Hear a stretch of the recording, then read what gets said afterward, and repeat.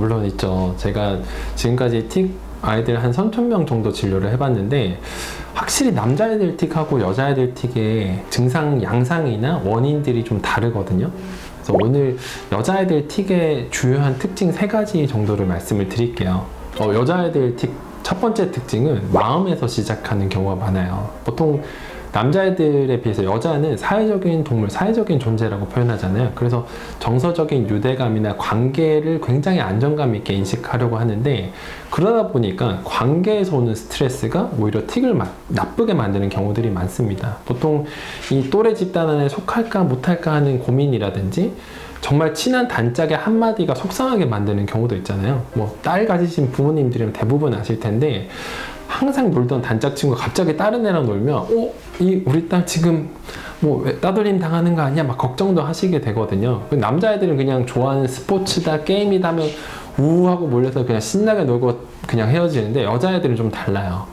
쟤랑 나랑 관계, 우리는 친해, 우리는 관계가 깊어, 이러면서 단짝이 되고 우리 패밀리야 이런 것도 좀 더 강한 편이긴 하거든요.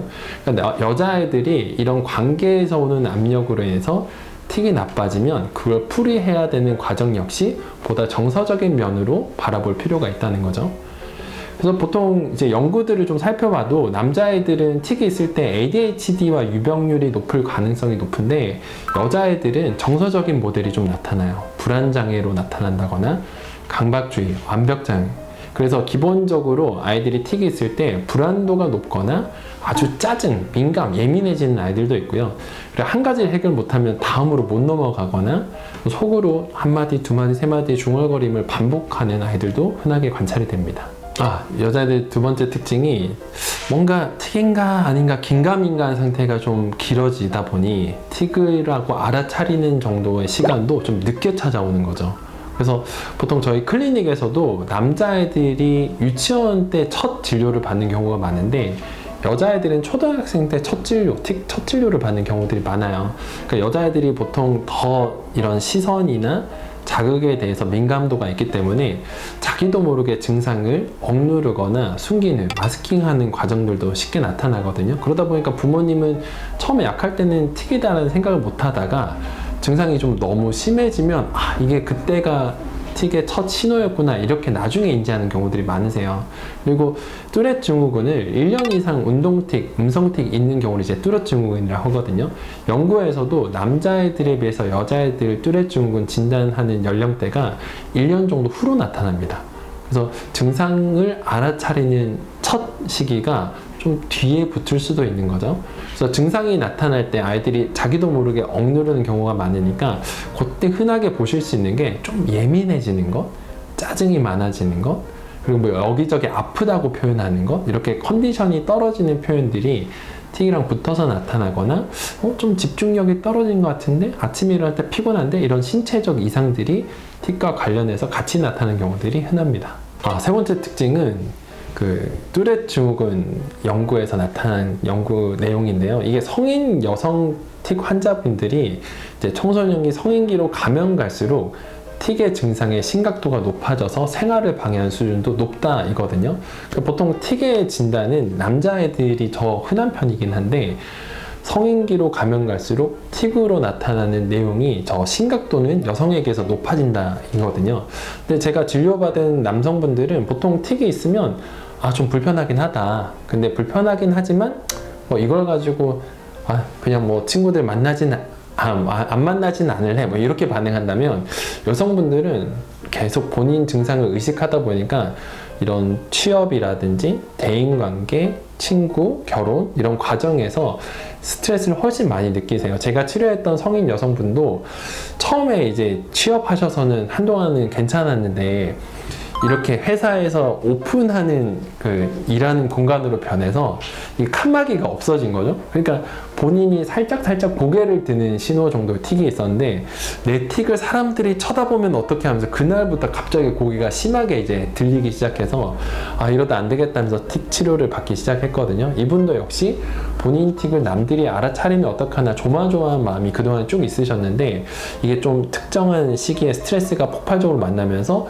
갑자기 증상이 높아지는 그런 케이스에 해당이 됐었습니다. 여자의 틱은 좀 감정적인 영역이 중요하다고 말씀드렸잖아요. 그러다 보니까 이걸 풀이해 나가는 과정이 반드시 필요로 해요.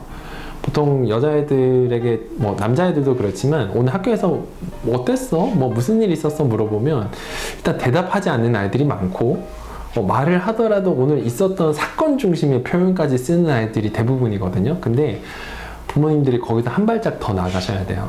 그때 너가 느꼈던 감정은 어떠니? 슬프진 않았어? 혹시 무서웠어? 불편하진 않았어? 이런 것들이 어머님, 아버님께서 대화로 이렇게 화두를 좀 던지셔야 아이도 거기에 대해서 조금씩 표현하는 정도가 늘어나거든요. 근데 중요한 거는 듣고 싶어 하는 사람이 없으면 말하고 싶어 하는 사람도 없어요. 청자가 있어야 화자가 말을 하는 거기 때문에, 아, 엄마는 네 마음 궁금해, 얘기해줘, 이렇게 말씀하시면, 아, 근데 그때 내가 조금 무서웠다? 약간씩 한 단계씩 더 표현을 하거든요. 그래서 감정적인 영역을 아이들과 대하면서 반드시 좀 끌어내셔라. 그때 마법의 질문 한 가지, 오늘 마음이 어땠어? 이렇게 물어보시면 분명히 엄마 왜 저래? 하다가 다음 날쯤 되면 요만큼 표현하고 그 다음 날쯤 되면 요만큼 표현하거든요. 그래서 감정과 관련된 대화를 아이와 원없이 많이 해주시는 것이 이 치료에서 특히나 중요합니다. 아, 이것도 틱의 특징, 아까 여아들 틱의 특징과 관련이 있는 건데, 사실 이제 초등학교 고학년, 중학교, 고등학교 가면 여자애들이 본인 틱을 점점 의식을 많이 해요. 그러니까 본인의 틱으로 인해서 사회적인 관계, 친구들과의 관계에서도 굉장히 소심하게 변하거든요. 그러니까 아이들이 외모에 관심 많아지듯이 본인이 틱이 가진 걸 다른 아이들에게 나쁜 피드백을 받기도 하고요. 또 거울을 보거나 사진, 이렇게 영상 같은 거 찍으면 본인 틱을 딱 의식을 하잖아요. 그래서 본인 틱으로 해서 한없이 위축이 돼요. 감정적인 위축이 되니까 학교 생활, 친구 관계 다 위축된 모습을 많이 보이거든요. 사춘기 아이들과 표현하고 대하는 게 정말 어렵잖아요. 근데 이것도 역시 엄마, 아빠와 감정적 싱크로를 잘 만드셔야 돼요. 어느 날 갑자기 앉아서, 야, 앉아서 얘기해보자. 너 무슨 문제야? 이러면 아무도 얘기 안 하고 싶잖아요. 근데 이렇게 산책도 하고 맛있는 것도 좀 먹고 손잡고 좀 걸으시면서, 좀 힘든 거 없어? 요즘 좀 어때? 틱이 불편하진 않아? 그러니까 아이가 틱으로 인한 불편감을 엄마 아빠에겐 처음으로 얘기할 수 있어야 되거든요. 그 친구가 놀리고 있는데 그 불편함을 누구에게도 표현할 수 없다. 이건 너무 안타까운 일이잖아요. 그러니까 엄마 아빠의 마음을 계속해서 대화를 하고 아이가 감정적으로 틱에 위축이 될 수 있다는 것도 어느 정도 인지를 하실 필요가 있습니다. 네, 이게 틱은 물론 두뇌와 운동 질환이다 이렇게 신경적으로 풀어나가는 과정이 필요한데, 신경학적으로 보더라도 감정과 운동, 이 틱은 감정과 결코 분리될 수가 없거든요.